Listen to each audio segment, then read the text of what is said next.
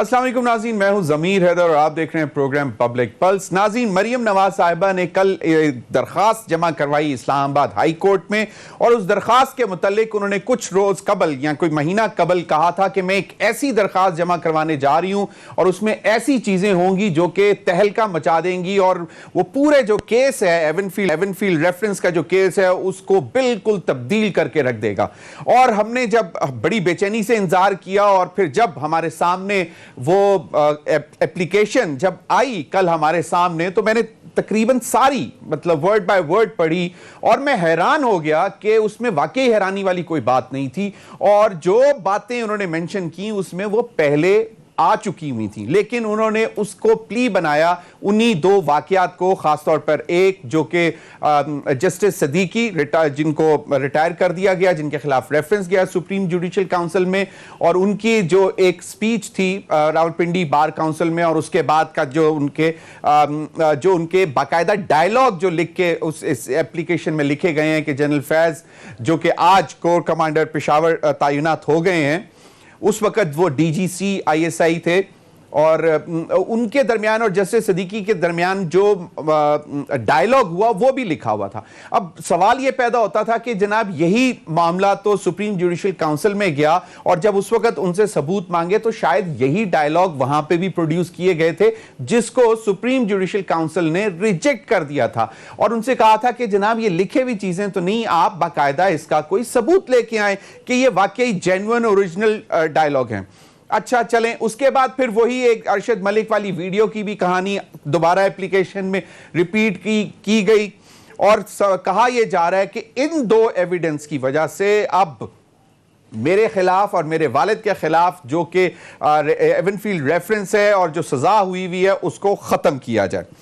आज भी मीडिया से गुफ्तगू की उन्होंने इस्लामाबाद हाई कोर्ट के बाहर और फिर जोर दिया इन्हीं बातों पर कि शायद कोशिश वो ये कर रही हैं कि चलो अब मीडिया के ऊपर जोर देकर मीडिया के जरिए इस पर कुछ किया जाए। और उन्होंने फिर कल भी ट्वीट की और आज फिर ये कहा कि मुझे मालूम है कि मीडिया शायद मेरी बातों को नहीं चलाएगा, इन बातों को खासतौर पर जो कि लिखी गई हैं, और उन्होंने कहा कि ये जो क्रक्स है मेरी एप्लीकेशन का इसको मीडिया हाईलाइट नहीं करेगा, जो कि बहुत सारे मीडिया ने बशमूल मेरे कल हमने अपने प्रोग्राम में इसको हाईलाइट भी किया और जिक्र भी किया। और वो शायद समझती थी कि हम डरते हैं, इसमें डरने वाली बात तो कोई थी नहीं। आपने एक एप्लीकेशन में चीजें लिखी, हमने मनोहन उसी तरह रिपोर्ट कर दी। अब सवाल यह पैदा होता है कि आप आज फिर कह रही हैं कि मीडिया की मजबूरियां हैं। अब मुझे नहीं मालूम क्या मजबूरियां हैं हमारी, और इस पर भी बात करेंगे। मेरे साथ मौजूद हैं जनरल रिटायर्ड अमजद शोएब, तजियाकार हैं। बहुत बहुत शुक्रिया जनरल साहब आपके वक्त का। आयशा बख्श, एंकर पर्सन, जर्नलिस्ट, तजियाकार, बहुत बहुत शुक्रिया आयशा आपके भी वक्त का।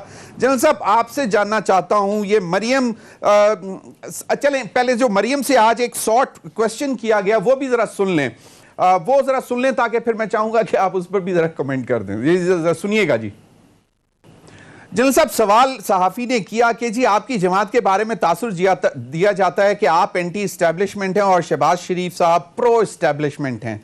उन्होंने कहा आप मुझसे बात करें, मेरी बात करें, आप मुझसे किसी और की बात मत करें। और फिर उसने जब दोबारा कहा कि क्या शहबाज शरीफ साहब को इस पिटीशन के हवाले से मंदरजात जो आपने डाले हैं उनको इल्म है, उन्होंने कहा कि ये मेरी ज़ात और मेरे वालिद साहब की ज़ात का हिस्सा है।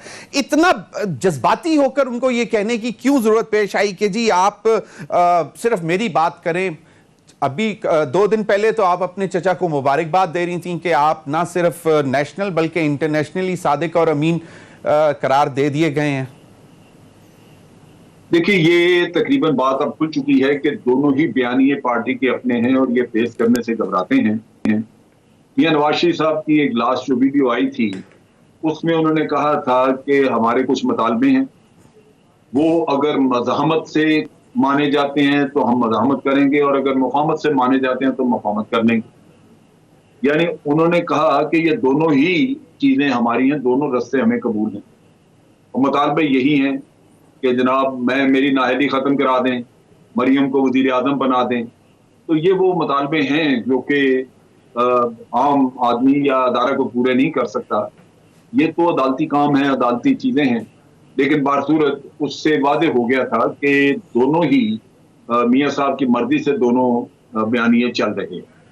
क्योंकि उन्होंने दोनों को ओन किया और दोनों पे कहा कि जी मुझे दोनों में से कोई भी कबूल होगा जिसकी वजह से मेरा मकसद हल हो जाए, मेरे मुतालबे पूरे हो जाए। सही। तो असल चीज ये है। और फिर वो दोगलापन जो है वो जब जर्नलिस्ट इस तरह सवाल करेंगे तो उससे अवॉइड करने का फिर यही तरीका है कि आप कह दें कि जनाब मैं तो इसके मुकदमे के लिए आई हूँ। हालांकि आप पार्टी की नायब सदर हैं और वो पार्टी के सदर हैं, जिस हैसियत में आप फिर रही हैं यहाँ पे वो तो आपकी पार्टी की जो पोजीशन है उसी की वजह से है। बिल्कुल। तो बहरहाल जवाब नहीं देना चाहा। अब जो बात आपने पहले सवाल किया जो इनकी पिटिशन के बारे में, सर उसमें जो मैंने उस जमाने में जब ये किस्सा चला सुप्रीम जुडिशल काउंसिल के सामने जनरल सिद्दीकी, और sorry justice Siddiqui, general Siddiqui, sorry justice Siddiqui का, जी, तो दो चीजें ज़हन में रखी है कि उस वक्त अभी जज अरशद मलिक वाले वो केस का फैसला नहीं आया हुआ। सर ये वाकया हुआ उस वक्त जबकि DGISI को प्रॉब्लम थी कि वो सिक्योरिटी का इशू था और उन्होंने वो एक सड़क अपने पैरामीटर में डाल दी हुई थी। बिल्कुल सही। और उसकी वजह से अवाम ने एक दो दफा अदालतों में पिटीशन की कि जनाब ये ISI से सड़क छुड़वाएं, उसकी वजह से रास्ता हमें दूसरा लेना पड़ता है। बिल्कुल। तो वो केस था जिसके सिलसिले में जनरल फैज हमीद जाके मिले इनसे और इनको कहा कि जनाब ये आप अभी ये फैसला ना दें क्योंकि सिक्योरिटी के खदशात हैं और हम चाहते हैं कि ये दीवार वाला किस्सा अभी ना छेड़ा जाए, ये रहे। सही। तो उसी मामले में उनकी बातचीत हुई वहां पे। एक वो मेरा ख्याल है, मैं शायद इस पे तफसील ना दूं, लेकिन मुझे पता है कि उस बातचीत में इसने शौकत अजीज सिद्दीकी साहब ने भी कोई फेवर मांगी उनसे, जो हो सकता है कि किसी वक्त वो अगर अदालत में केस किया तो अपने बयानिए में वो बताएं कि क्या फेवर मांगी। अच्छा, तो ये बड़ी जबरदस्त। उन्होंने माजरत की सर, उन्होंने माजरत की कि भाई मैं ये नहीं कर सकूंगा। सही। तो चीज ये है जिस बुनियाद पे ये सुप्रीम जुडिशल काउंसिल में इनकी पिटीशन खारिज हुई वो ये थी कि इनसे पूछा गया कि आप ये बताइए कि जब आपसे कोई मिलने के लिए आया इस तरह सीनियर ऑफिसर, तो क्या आपने चीफ जस्टिस को इतला दी कि मेरे साथ ये मुलाकात हुई है?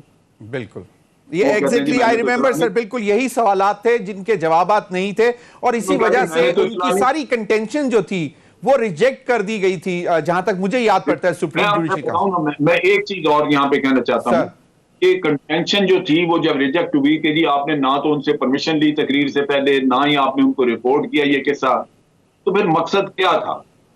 वो इन्होंने कह के रावलपिंडी बार से अपने लिए वो अरेंज करवाया जलसा और इलेक्शन से 2 दिन पहले प्री पोल रिगिंग करनी थी क्योंकि he wanted to win over sympathies और PMLN मियां साहब के लिए सिंपैथीज जीतना चाह रहे थे और केस को भी इन्फ्लुएंस करना चाह रहे थे कि जी केस में वो फैसले, क्योंकि वो अरशद मलिक वाला फैसला आना था अभी आना था। चले, बिल्कुल सही। मैं बिल्कुल सर, मैं चाहूंगा जरा बिल्कुल आयशा की तरफ जाना चाहूंगा। आयशा सर, पोल रिगिंग के ऊपर ही should be tried for that.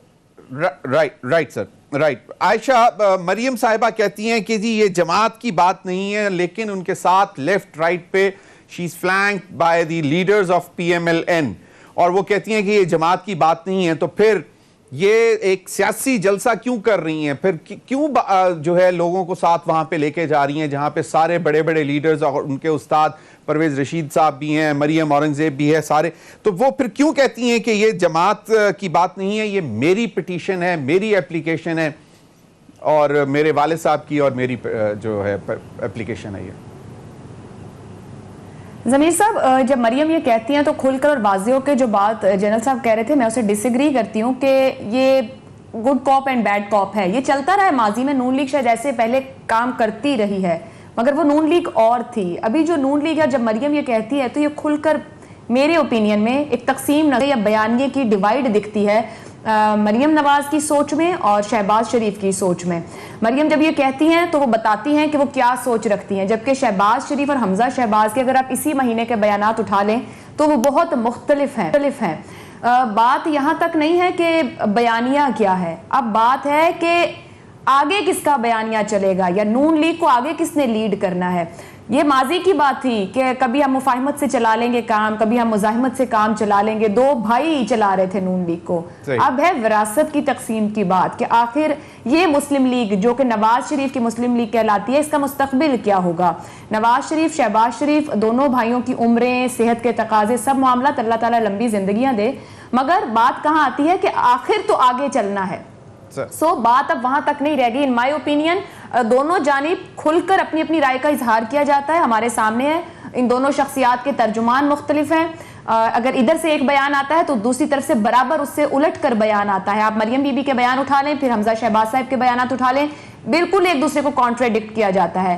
तो ये एक ऐसी जंग है जो इनको लड़नी है अपनी अपनी जगह से कि हम अपना बचाव किस हद तक कर सकते हैं, कैसे कर सकते हैं, और जो इस पूरी जंग को लड़के पार उतरेगा असल में वो नून लीग को लेकर चले। अच्छा आयशा, अगर आप मतलब एक आम तासुर है, हमारी सोसाइटी है, हमारा एक कल्चर है कि अगर आपके वालिद साहब मुल्क से बाहर हैं, बीमार हैं, तो अगर आपने यहाँ पे कुछ मामला करने हैं तो आप फिर अपने खानदान के बुजुर्ग से मशवरा करते हो। आप अपने चचा के पास जाते हो, मामू के पास जाते हो, बड़े बुजुर्गों के पास जाते हो कि जी मैं ये करने जा रही हूँ या करने जा रहा हूँ। अब उनसे कहा गया कि जी, पूछा गया कि जी इस पिटीशन पे आपने मतलब कोई मशावरत की या एप्लीकेशन के हवाले से, तो उन्होंने कहा जी इसका उससे कोई ताल्लुक नहीं है, ना जमात से कोई ताल्लुक है। तो ये एक वाजे मतलब आप जो कह रही हैं कि ये बाकायदा डिवीजन है, या ज्यादातर तासुर ये है कि ये वही गुड कॉप और बैड कॉप खेलते हैं ताकि जिसका चल जाए तो वही मतलब आगे मतलब कोई ना कोई तो जीतेगा ना, कि चलो एक पैरी पै के ते दूसरा गले पै के। ये आपने अच्छा कहा, मगर मैं थोड़ा सा एक मेरा पिछले दिनों एक टाइम गुजरा, एक एक्सपीरियंस हुआ। एक प्रेस कॉन्फ्रेंस थी, हमने प्रेस कॉन्फ्रेंस अटेंड की शहबाज साहब की। वहां से निकलते हुए मरियम बीबी भी उस वक्त वहां पहुंची थी। मैं क्यों वो बात कह रही थी, जो मैंने ऑब्जर्व किया वहां पर बॉडी लैंग्वेज और जो एक्सप्रेशंस थे बहुत मुख्तलिफ थे दोनों तरफ के। आप कैमरास के सामने या सहाफियों के सामने एक आपको जाहिर बात है प्रिटेंड करना है, दिखाना है। आप लोगों ने वो स्क्रीनशॉट भी देखे जो कि चले थे एक दूसरे को कहते हुए, जो आपने कहा भी इंटरनेशनल सादिक और अमीन, इन माय ओपिनियन मैं तो उसको भी टॉन्ट समझती हूँ। अगर वो सादिक और अमीन इमरान खान को बोलते थे तो क्या दिल से एक्सेप्ट करते हैं? इसको अगर मजीद मैं आगे इस तरह खोलूं तो जो शहबाज शरीफ साहब की साइड नजर आती है या जो उनके करीब के लोग हैं, अगर आप उनसे बात करें तो आपको अंदाजा होगा कि वो उन्हें लगता है कि मामला अगर किसी भी वक्त सेटल हो, मंजिल तक आपको पहुंचना है, रास्ता कोई भी आप पहुंच जाएंगे। मतलब है कि वहां पर यह तासुर है कि आपको रास्ता निकाल लेना चाहिए, रास्ता निकल आएगा। मगर अगर आप दूसरी तरफ की बात करें तो वहां थोड़ा सा मुश्किल है। वहां पर है कि अगर ये आपने आइडियलिस्टिक एक जगह या रास्ता तय कर लिया जो दिखाया और बताया जा रहा है, तो उसी पे जाना है। सही जो है सही, मतलब है आप किसी भी तरह नहीं पहुंच सकते हैं एक ही रास्ते पे। तो ये एक बड़ी वाज़ेह डिवाइड है जो दोनों तरफ है, यानी कि मुफाहिमत और मुजाहिमत। मैं बिल्कुल जनरल साहब से होगा ये एक अलग बात। जनरल साहब से मैं ये जानना चाहूंगा, जनरल साहब कहा यह जा रहा है कि मियां शहबाज शरीफ साहब ने हत्तुल इम्कान अपना पूरा जोर लगा दिया है माफी मांगने के लिए। चलें पहले तो वो भाई साहब के लिए भी मांगते थे, अब अपने लिए कि भाई चलें मुझे तो माफ करें ना, मुझे तो कोई रास्ता निकाल के दें, रास्ता दें। तो तासुर ये आ रहा है, शायद आपके पास इंफॉर्मेशन भी अगर हो तो हमारे साथ शेयर करें, कि शायद अब मियां शहबाज शरीफ साहब की भी दाल नहीं गल रही, क्योंकि कुछ जो अब ये बात हो रही थी कि प्रो एस्टैब्लिशमेंट या एंटी एस्टैब्लिशमेंट, तो जो अपने आप को प्रो एस्टैब्लिशमेंट बताते हैं उनके मुतालिक भी तासुर ये आ रहा है कि ये तो अपने बड़े भाई से भी ज्यादा खतरनाक है। तो अगर आप थोड़ा सा इस पे एक्सप्लेन कर दें। देखिए, जहां तक मुझे है, मैं एक चीज वादे कर दूं कि बड़ी मेहनत से, कोशिश से एस्टैब्लिशमेंट अपने आप को इस किस्से से दूर रख रही है। एक इंप्रेशन जरूर हो सकता है या शहबाज शरीफ साहब के ज़हन में हो सकता है कि ये एक सोर्स है जिससे मुझे मदद मिल सकती है, ये प्रिवेल कर सकते हैं, लेकिन मेरा नहीं ख्याल कि इस मामले में वो दखल भी देना चाहें। ये बड़ा इनके लिए बड़ा क्रूशियल है कि अपनी एस्टैब्लिशमेंट की, आर्मी की रेपुटेशन, इज्जत इस वक्त बचा के रखे और वो उनके करीब नहीं आए। जैसे आपको याद होगा कि मोहम्मद जुबैर साहब के केस में ISPR ने वाज़ेह तौर पे बाहर निकल के कहा था कि जनाब हमसे इन्होंने ये मदद मांगी, हमने माजरत की कि हम इस मामले में कुछ नहीं कर सकते। तो वो सांस आज भी मौजूद है। बाकी ये है जो बात कर रही थी अभी आयशा, वो बिल्कुल दुरुस्त है। आयशा की बात बिल्कुल दुरुस्त है। वो ये है कि मरियम की हद तक तो फसाद मौजूद है। मियां साहब दोनों बयानिए ले रहे हैं, मियां साहब को डबोने के लिए जो कुछ मेहनत कर रही है मरियम, वो बिल्कुल आपके सामने मौजूद। मरियम एक अपनी जिद पे कायम है और वो यहाँ पे जो क्रिश्चियन फैमिली में नजर आ रही है वो उसी की वजह से, मियां साहब की वजह से नहीं। मियां साहब का एहतराम आज भी शहबाज शरीफ उसी तरह करता है। सही, बिल्कुल सही। मियां साहब जो फैसला करें, आप पिछली तारीख सारी देख लें, हर मौके पे एक इख्तिलाफ मौजूद है। इवन जनरल मुशर्रफ को जब उन्होंने निकाला तो उनकी जो उनको निकालना था उस पे भी इख्तिलाफ था। शहबाज शरीफ साहब ने मुशर्रफ के घर जाके उनको कहा कि हम आपको यकीन दहानी कराते हैं कि हम ये काम कभी नहीं करेंगे, और उन्होंने बड़ा अच्छी तरह मियां साहब को मशवरा दिया कि ये काम हमें नहीं करना चाहिए। बिल्कुल। लेकिन जब मियां साहब ने कर दिया तो शहबाज शरीफ साहब उनके साथ चले, क्योंकि बड़े भाई का एक एहतराम मौजूद। बिल्कुल। आज भी दोनों बयानिए हैं, फाइनल बयानिया वो होगा जो मियां नवाज शरीफ लगाएगा। लेकिन यहाँ पे ये जो आयशा ने बात की थी, मौरूसियत का मसला है कि पार्टी के अब किसके सुपुर्द की जाएगी। नौजवान नस्ल में जो एक तरफ हमजा हैं तो दूसरी तरफ मरियम हैं, और दोनों का मिजाज बहुत मुख्तलिफ है और दोनों एक दूसरे को एक आंख नहीं बाते। ये इस्टेब्लिश मैंने मतलब ज्यादा जी जी मुख्तलिफ मिजाज से ज्यादा मरियम बेसब्री हुई पड़ी है। वो ऑलरेडी अपने आप को प्राइम मिनिस्टर बना के बैठी हुई है। वो ऑलरेडी अपने आप को प्राइम मिनिस्टर बना के बैठी हुई है। बिल्कुल जनरल साहब, इस वक्त ब्रेक लेते हैं, ब्रेक के बाद मजीद इस पर गुफ्तगू करेंगे और ये भी जानने की कोशिश करेंगे कि जो सूरत हाल बन रही है, अब क्या अपोजिशन उस तरह जो अब बची है, पाकिस्तान डेमोक्रेटिक मूवमेंट जो PDM, वो क्या अपने आप को अब सर उठा सकेगी? कहाँ है मौलाना फजल रहमान साहब? वो नज़र नहीं आ रहे, कोई इतने एक्टिव नहीं है। आवाम के परेशानियाँ जो इन्होंने कहा था कि अब आवाम के मसाइल को लेकर हम बाहर निकलेंगे, वो कहाँ पर हैं? अभी तक नज़र नहीं आ रहे। ब्रेक के बाद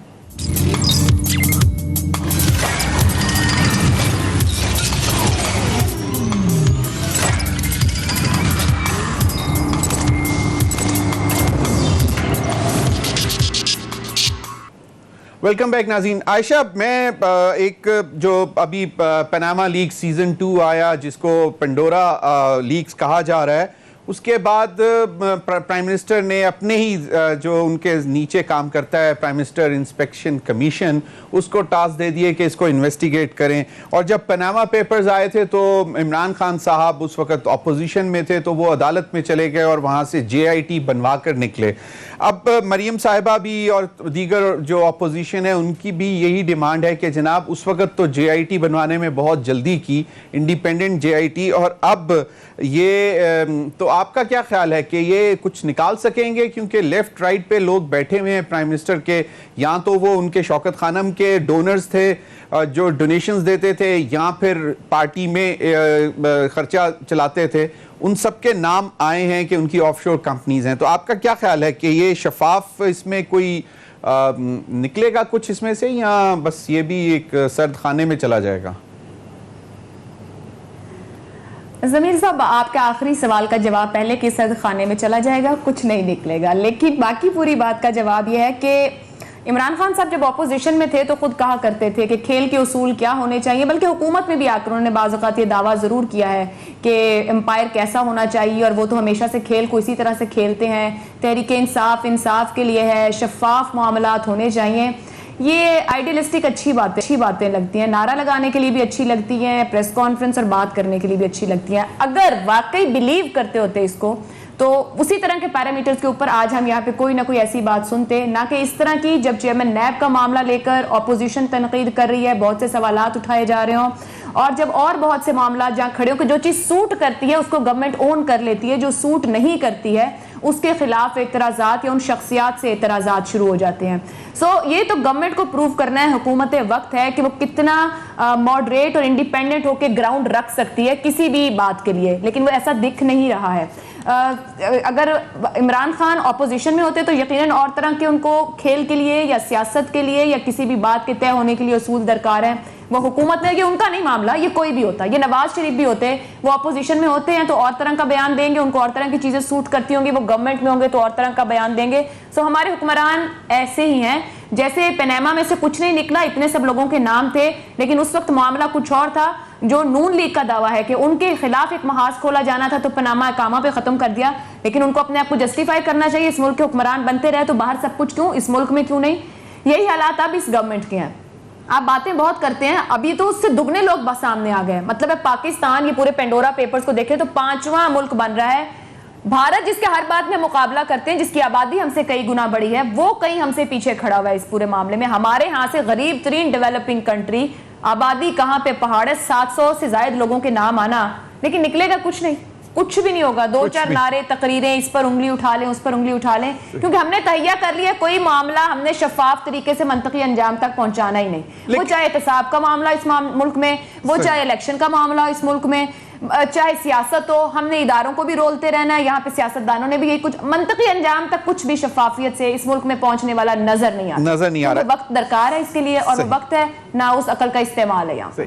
जनरल साहब, ये आयशा की बात आपने सुन ली, लेकिन तासुर ये था एक कि प्राइम मिनिस्टर इमरान खान, मतलब अगर प्राइम मिनिस्टर ना भी कहें, इमरान खान एक मुख्तलिफ शख्सियत है। उनके पीछे एक 25 साल का एक आवाज़ है, करप्शन के खिलाफ जद्दोजहद है, जंग है। तो उनसे तवक्को ये किया जा रहा था कि जिस तरह वो उस वक्त पनामा पेपर्स के हवाले से खड़े हो गए थे और उन्होंने कहा था कि यकीनन वो चोर है जिसने ऑफशोर कंपनी बनाई है, और ऑफशोर कंपनी वही बनाता है जिसने मुल्क का पैसा चोरी किया हो, टैक्स ना दिया हो, प्रोसीड्स ऑफ क्राइम हो सकते हैं, करप्शन हो सकती है। लेकिन आज उन्होंने अपने ही नीचे इंस्पेक्शन कमीशन बना दिया और उनके लेफ्ट राइट पर बैठे ATMs कह लें या उनके कैबिनेट मेंबर्स कह लें, जो भी हैं, उनको एक इंस्पेक्शन कमीशन इन्वेस्टिगेट करेगा। देखिए, पहले तो मैं ये अर्ज करूं कि जो मियां नवाज शरीफ का केस था वो एक केस था, और मियां साहब ने पहले अदालत में भेजा था कि जी बेशक टर्म्स ऑफ रेफरेंस बना के अदालत दे दे और एक कमीशन बन जाए जो हमें मेरे केस को दे। और उन्होंने टेलीविजन पे आके तकरीरें की कि हमारे पास सारे सबूत हैं, जायदादें हमारी, हम मानते हैं, पब्लिक में मानी कि ये हमारी हैं और हमारे पास सारे मनी ट्रेल और सबूत मौजूद हैं। तो वो किस्सा कुछ मुख्तलिफ था। अदालत में मियां साहब ने वो भेजा था कि जी इसका आप अदालत कमीशन बना दे या अदालत इस पे टर्म्स ऑफ रेफरेंस जो थी वो भेजी जाती थी पार्लियामेंट को। पार्लियामेंट 20-25 दिन लगी रही, कोई टर्म्स ऑफ रेफरेंस ना बना सकी। सही नतीजा ये कि इमरान खान ने फिर अदालत का दरवाजा खटखटाया तो उन्होंने कहा जी ठीक है, फिर इसको केस बना के ले। अब JIT एक आदमी के लिए तो बन सकती है। अगर मिसाल के तौर पे इमरान खान की ये कंपनियां निकल आती तो मुतालबा जायज था कि इमरान खान के खिलाफ एक JIT बना दी जाए, लेकिन अब 700 लोगों की JIT कैसे बनाएंगे? और फिर ये अपने कोई 5-6 लोगों के ऊपर तो एक मतलब एक इंडिपेंडेंट JIT बन सकती है जो पब्लिकली एक्सपोज पर्संस में आते हैं। पहले बात तक चले ना, मैं जरा अर्ज करूं। दूसरी बात यह है कि इनसे अगर ये काम करना चाहते तो 245 लोग, मियां साहब का निकाल दे नाम, तो 245 लोग पनामा के थे जो उस वक्त से पढ़े, उनके 3 साल के अंदर वो केसेस सामने थे इनके, क्यों नहीं इन्होंने उनकी स्टडी करवाई? अब बन गए वो 250 और ये 700 से ऊपर है, मिला के 1000 के करीब केसेस बन जाते हैं।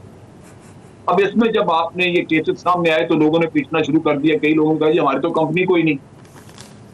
अब जरूरत इस बात की है कि पहले FBR देखे कि जिन जिन की कंपनियां हैं क्या डिक्लेयर्ड हैं, कब से डिक्लेयर्ड हैं और उनकी मनी ट्रेल उनके पास है। मिसाल के तौर पे मैंने जनरल शफातुल्लाह शाह से पूछा, उसने कहा जी मैं 14 साल से डिक्लेयर कर रहा हूँ। आर्मी में भी डिक्लेयर थी, जब मैं वहां पे आर्मी में भी हर साल लेते हैं इनसे एसेट की डिटेल देनी पड़ती है सबको, और वो पिछले साल की तफसील से आर्मी उसको कंपेयर करती है, कमेटी बैठती है, वो कंपेयर करती है, और अगर उसमें फर्क हो तो उसको बुला के पूछा जाता है कि ये पैसे कहाँ से आए, अपनी मनी ट्रेल दो। आर्मी अपना प्रोसेस करती है।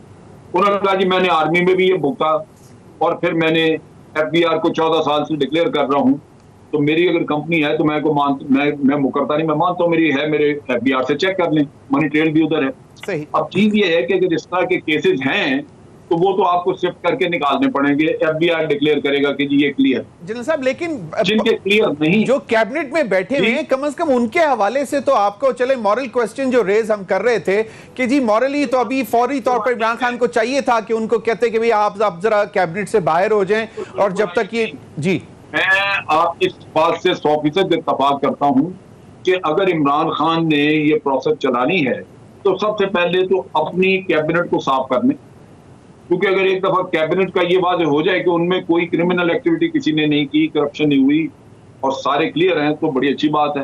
नहीं तो उसको निकाल के फिर क्लियर होके तो आगे चले। लेकिन ये है कि आप देख लीजिए कि वो जो 250 नाम पड़े हुए थे उनका भी कुछ नहीं हुआ, और मैं आयशा से बिल्कुल इत्तेफाक करता हूं कि आगे भी कुछ नहीं होगा। सर्द खाने में जाएगा। कमेटियां बनाने का काम होता है ना, कमेटियां बनाने का, ये जमीर साहब मैं जी आयशा, ये जो हम बड़ी अखलाकियात के सवाल कर रहे हैं ना, देखें जज तो इस बात पर किया जाता है ना कि दावा क्या किया गया, वादा क्या किया गया, इरादा क्या जाहिर किया गया, हमें बताया क्या गया, हम बाहर से लाएंगे आएंगे, 100 अरब डॉलर आएगा, बाहर के कर्जे उतर जाएंगे, 100 अरब जो बाहर सेफ हेवंस में पड़ा है। ये जो जनरल साहब बात कर रहे हैं, 3 साल हुकूमत को गुजर गए, कुछ नाम पहले से मौजूद थे, 700 के करीब नाम आ जा रहे हैं। अगर हुकूमत पाकिस्तान ही नहीं बता सकती कि इनमें से क्या सही और क्या गलत है, तो फिर बाकी तो सब ब्लेम गेम है ना। हर बंदा आयशा, मैं ठीक हूं, बिल्कुल आयशा, आज मरियम नवाज साहिबा ने तो और लोगों को सहूलत देने की बात है कि आप यहां से चोरी करके बाहर ले जाके रखें। इस मुल्क का कानून इतना कमजोर है कि किसी को पकड़ नहीं सकता, यहां तक कि उसका चाहे नाम सामने आ जाए। चलें, लेकिन आयशा आज मरियम साहिबा ने यह भी बात की थी, ये एक डील का हिस्सा है जस्टिस रिटायर्ड जावेद इकबाल साहब को एक्सटेंशन या कंटिन्यू करवाने का, कि जनाब हम आपको आपका टेन्योर एक्सटेंड करते हैं, लेकिन ये जो बड़े केसेस हैं इनको मंतकी इंजाम तक पहुंचाएं और इनको माफ ना करें। और खासतौर पर यकीनन शरीफ खानदान और जरदारी फैमिली है। लेकिन मुझे कहा जा रहा है कि ब्रेक के बाद मैं चाहूंगा कि इस पर भी जरा बात कर लें और फिर हम बात करेंगे कि अब ऑपोजिशन आवाम के लिए कब निकलेगी, क्योंकि बहुत ज्यादा इस वक्त आवाम परेशान है। ब्रेक के बाद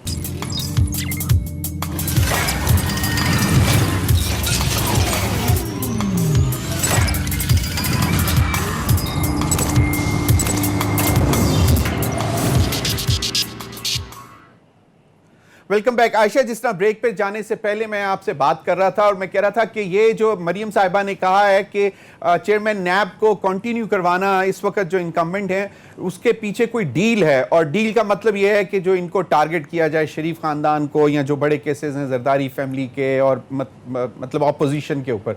और दूसरी जानिब हम देखते हैं कि इस वक्त ऑपोजिशन सिर्फ अपने मामलात में लगी हुई है, आवाम की बात कोई नहीं कर रहा। आवाम की परेशानी, महंगाई है, 10,000 चीज़ें। कहते हैं कि जी हम निकलेंगे महंगाई के खिलाफ, एक बाकायदा जलसे जुलूस रैलीज होंगी, लेकिन अभी तक हमें कुछ नजर नहीं आया।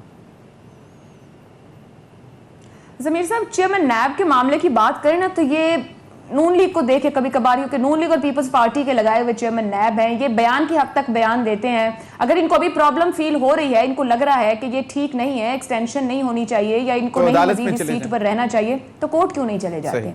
अगर हम माजी की बात करें, 2010 में पीपल्स पार्टी ने दीदार शाह को लगाया, नून लीग कोर्ट चली गई थी।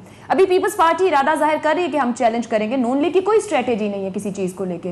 नून लीग सिर्फ ये देख रही है कब कहां क्या सूट करेगा, उतना सा हम काम कर लें। ऐसे नहीं, अगर आपको लगता है चीज ठीक नहीं हो रही है, अदालतें मौजूद हैं, आप पार्लियामान में बैठी बड़ी ऑपोजिशन की जमात है, आप उसके ऊपर अपनी स्ट्रेटेजी लेकर आए। सिर्फ ये बयान दे देना नैब न्याजी गठजोड़ नहीं, कुछ और भी है फिर जो दिखाई नहीं दे रहा है। नून लीग को चाहिए वाज़ेह हिकमत अमली लेकर आए। अगर उनको लगता है कि चेयरमैन नैब जो है वो ठीक तौर पर सीट पर नहीं अब रहने चाहिए और जो कुछ हो रहा है वो गैर कानूनी हो रहा है, और अगर अपनी हिकमत अमली वाज़ेह नहीं करते तो फिर साफ नजर आता है कि मामला कुछ और है।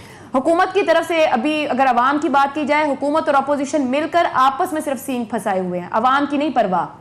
गंदुम, आटा, चीनी, ये सारे मसाइल इस मुल्क में पिछले 2-2.5 साल से जैसे थे वो पाइल अप हो रहे हैं, ऊपर बढ़ रहे हैं। ऑपोजिशन को अगर कभी कहा जाए, पूछा जाए, भाई आप लोग कहाँ हैं, आप तो दिखते नहीं ना अवामी मसाइल, आपको कोई एक आध खड़े कोई बात करता नजर आ जाएगा, कोई स्ट्रेटेजी नहीं है। पीडीएम हमारे सामने आई, कितना अवाम की बात की, खुद ही आए, खुद ही बने, खुद ही बिखर गए, अपने ही बयानिया था, अपनी जंग थी, अपने मफादात थे, वो पीपल्स पार्टी थी, वो नून लीग थी, वो जेयूआई थी। अब इन मामलात पर लेके खड़े, मतलब 1 पॉइंट एजेंडा कि अवाम के मसाइल लेकर इकट्ठे हो जाएं, ये पीडीएम ना उस पर बन सकी ना खड़ी हो सकी।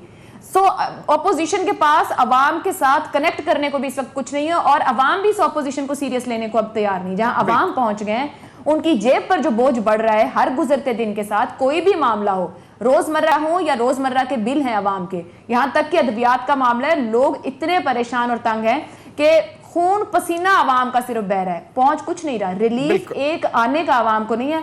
और जो कल फवाद चौधरी साहब ने बयान दिया कि हमने तो 1 करोड़ नौकरियां दे दी, इससे बड़ा मजाक कौम के साथ क्या हो सकता है? वो कहते हैं कि जी गवर्नमेंट सरकार, लोग बाहर से भी वापस आ गए। बिल्कुल, मैं चाहूंगा कि जनरल साहब ऐसे बयान दे रहे हैं कि खुद अवाम का मजाक उड़ा रहे हैं। जनरल साहब, ये आयशा की बात सुन ली, यकीनन फवाद चौधरी साहब ने कहा है कि जी हुकूमत का काम नहीं है नौकरियां देना, हुकूमत का काम है कि ऐसा माहौल पैदा करना जिसमें नौकरियां खुद ब खुद जनरेट हों। और उनका भी पॉइंट यही था, फवाद चौधरी साहब ने कहा कि उनका ख्याल है कि 1 करोड़ नौकरियां मिल गई हैं आवाम को। अब आप भी क्योंकि उसको वो सब्सटेंशिएट इस तरह करते हैं कि अगर 5% ग्रोथ है तो इसका मतलब है कि 1 करोड़ नौकरियां जो हैं वो लोगों को मिल गई हैं। आवाम की बात अपोजिशन से हमें सुनाई नहीं दे रही। जनरल साहब, सबको अपनी अपनी पड़ी हुई है, क्या लगता क्या है? देखिए, जहां तक ये कहना कि 1 करोड़ नौकरियां दे दी गई, मेरा बेरोजगारी बढ़ी है, कम नहीं हुई। और अगर बेरोजगारी बढ़ी है तो नौकरियां कहां से मिल गई लोगों को? हमने कौन सी कोई नई अपॉर्चुनिटीज क्रिएट की हैं? हमने तो कर्जे बढ़ाए हैं, कम तो नहीं किए।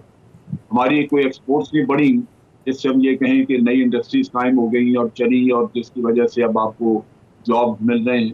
वो कोई ऐसी एक्टिविटी है नहीं। तो ठीक है, पूरी दुनिया में इस वक्त कोरोना की वजह से इकोनॉमी के मसाइल हैं, लेकिन आप गलत क्लेम्स तो ना करें ना, क्योंकि अगर मसाइल आपके भी हैं, दुनिया के भी हैं, तो आप मसाइल को आइडेंटिफाई करके बेशक ये कह सकते हैं कि जी मसला ये हल हुआ तो फिर हम नौकरियां दे देंगे। लेकिन असल तो आप बात कर रहे हैं कि अवाम का पहले भी कभी नहीं किसी ने सोचा। आप पार्लियामेंट को देख लीजिए, जिस हद तक गैर फाल है ये पार्लियामेंट। हालांकि अक्सर इश्यूज जो आपको बड़े सीरियस किस्म के मसले, मिसाल के तौर पर इकोनॉमी का इशू है, क्या कोई एक पार्टी इस मसले को हल कर लेगी? किसी एक पार्टी के टेन्योर में 100 बिलियन से ज्यादा, $100 बिलियन से ज्यादा का कर्जा कोई उतार लेगा? फिर शायद पता नहीं 3 टेन्योर लगे, 4, लेकिन कोई बैठ के इकट्ठे तो सीरियसली लेके ऑल पार्टीज तमाम मिलके इसके लिए कोई स्ट्रेटजी वर्कआउट करें, कोई सख्त फैसले करने हैं जो अवाम में शायद पॉपुलर ना हो लेकिन मुल्क के मुफाद में आपको करने पड़े, वो तो है ही नहीं। जनरल साहब, लेकिन अभी जिस तरह ऑर्डिनेंस आ गया, नैब ऑर्डिनेंस नया, और उसमें जो हैं चेयरमैन इस वक्त नैब, उनकी मुद्दत मुलाजमत में तौसी भी हो गई है, तो मरियम साहिबा का जो ख्याल है कि जनाब ये कोई एक डील है, ये तौसी करने का मकसद क्या? उन्होंने कौन सा कारनामा अंजाम दिया है? मेगा करप्शन के सारे केस वहीं के वहीं लटके हुए। तो वो अगर आप ये रोज हमें सुनाए हमने इतने बिलियन, 538 अरब रुपया उन्होंने जमा किया है चेयरमैन। अगर ये काम करते, अगर ये सही मानों में काम करते तो ये 2-2.5 अरब रुपया इन्होंने हमारा वसूल किया होता। अब ये सारा वक्त गुजर गया, पीटीआई का भी, उनका भी, और जो गरीब गुरबा मातर साथ आता गया उससे तो ये कहते हैं हमने रिकवर कर लिया। लेकिन जो ये मेगा करप्शन केसेस हैं सारे आपके सामने हैं। अगर इन्होंने 500 अरब निकाला है तो डॉक्टर आसम के ऊपर, अकेले के ऊपर 400 अरब। अब लीडर ऑफ द ऑपोजिशन के साथ मुशावरत नहीं करने को तैयार, तो वो कहते हैं कि जी क्योंकि मैंडेटरी था तो अब इसलिए आप एक्सटेंशन दे दी है। नहीं, वो गलत है। देखिए, ये एक्सपेंशन उन्होंने दिया, मुशावरत इनको करनी पड़ेगी। ये अभी फरोग नसीम साहब का ये है, बिल्कुल वो कह तो रहे हैं मुशावरत करेंगे, लेकिन दूसरी जानिब फवाद चौधरी साहब कहते हैं कि हम नहीं करेंगे। Ayesha, your take on this quickly, क्योंकि ऑर्डिनेंस आ गया और उसमें अब वो चेयरमैन नैब को एक्सटेंशन दे दी। समीर साहब, एक मिनट जी। सुप्रीम कोर्ट का फैसला मौजूद है, जहां उन्होंने वो हमारे एडमिरल फसी बुखारी थे उनको फारिग किया था सही कि इनके बारे में मशावरत नहीं। वो ये कहते हैं कि मशावरत सिर्फ पूछना नहीं है, बड़े मानी खेज मीनिंगफुल कंसल्टेशन होनी चाहिए। क्यों जी आयशा? हाँ जी ज़मीर साहब, ये मेरे ख्याल में करना पड़ेगा, और अगर नहीं होगा तो फिर मामला आला अदलिया में जाके सेटल होगा। तारीख भी हमारी यही बताती है। तो ये डिपेंड्स, हुकूमत बेहतर तौर पे कर ले, पार्लियामानी कमेटी में ले जाएं, आपस में बैठ के कर लें, वरना फिर वही बात है कि पार्लियामान किस काम की, फिर ये आला अदलिया जाएगा। लेकिन एक तासुर ये भी दिया जा रहा है कि हुकूमत इस चीज से परेशान नहीं है। वो कहते हैं 100 बिस्मिल्लाह चले जाएं सुप्रीम कोर्ट में। हो सकता है उन्होंने इसकी भी तैयारी कर रखी हो। अब ये तो भी वहां जाकर पता चलेगा। मेरा ख्याल से अगर वहां चला गया तो हुकूमत के हक में आना जरा मुश्किल है। अगर पर लॉ चला जाएगा, लीगल कमेंट इस पे ज्यादा बेहतर कोई लीगल साइड, लेकिन ये हुकूमत के हक में जाएगा नहीं। बहुत बहुत शुक्रिया आयशा बख्श, जनरल शोएब साहब। नाज़रीन, अब तक के लिए इतना ही, इजाजत दीजिए, अल्लाह हाफिज।